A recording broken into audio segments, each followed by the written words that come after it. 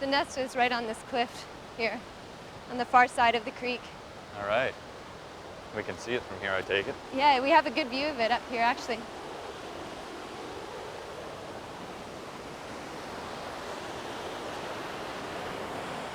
It's just up on that cliff there, that mound of moss. Oh, be darned.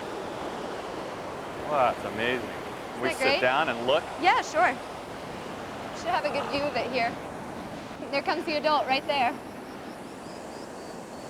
What timing, huh? We're here up Kootenai Creek, a smaller tributary that drains into the Bitterroot River, which itself drains into the Clark Fork, which goes into the Columbia River Basin out to the Pacific Ocean. This stream is much narrower than the Bitterroot. Notice the riparian vegetation is only 20 meters wide on either side of the water. But up here, there's a bird that's very restricted to this sort of riparian situation. And I've joined here Sophie Osborn, who's doing research on this special bird, the American dipper. We'll find out something about the biology of this bird. So, Soph, there's the nest. There's the nest, as you said, and the dipper is an amazing bird, as you mentioned. It's North America's only truly aquatic songbird, so they'll just dive into these raging creeks here in water that we couldn't even hope to stand up in. They are totally comfortable diving in, and they fly right out of there. So these dippers, I see them dropping right into the water. What are they doing? They're beating their wings, flying it to where? Straight down to the bottom? Oftentimes straight down to the bottom. Yeah, the current isn't quite as strong as the bottom, and they use their wings to help them get down there and to keep them down there. And sometimes they kind of use their legs to move along the bottom and dig under rocks and things for aquatic invertebrates. Mayflies, caddisflies, stoneflies are the primary things that they're feeding on. So sometimes they'll actually turn over rocks underwater, or else they'll feed along the margins, just probing with their bills between the rocks.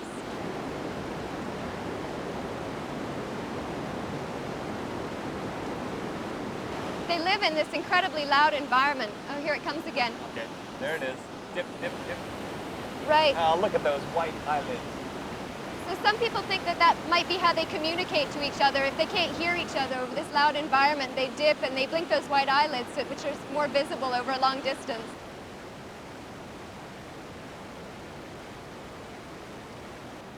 There it goes upstream again. Oh, right there it in goes, the diving water. right in the water. Isn't that incredible? Every few minutes you'll see one of the adults flying from upstream or downstream, bringing in food to the nestlings. This nest is amazing. I mean, when I look out here, we're probably the only ones on this trail that know there's a nest there. It's so cryptic. I know, I've seen so many people walk right by them and never even notice them. I think the only way you'd notice them really is the birds flying back and forth to the nest. They find areas that are really safe from predators. They nest on these cliffs and boulders, and there's, as you can see, just raging white water. There's really nothing that can get at that nest. And it's really well protected from the elements. It has a really thick layer of moss and grasses that kind of absorb the water. And then inside there's a nice cup that's made of leaves or pine needles. So I see a little hole, so they're going up, it's kind of like a gorge shape. They're going up in, and then there's a cup inside in which the little nestlings are sitting, so they don't tumble out. Right. There he is again. There it is.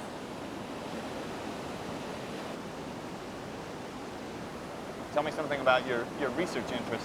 Well, I've been looking at what sort of factors determine why dippers are occurring where they're occurring, and with a particular emphasis on the effect of streamside development that's occurring on a lot of the dippers' range. So I've been looking at the effect of development on dippers on these creeks, and that also brings up some interesting questions, like dippers are now using bridges that people have basically provided for them. It provides a great nest site for them.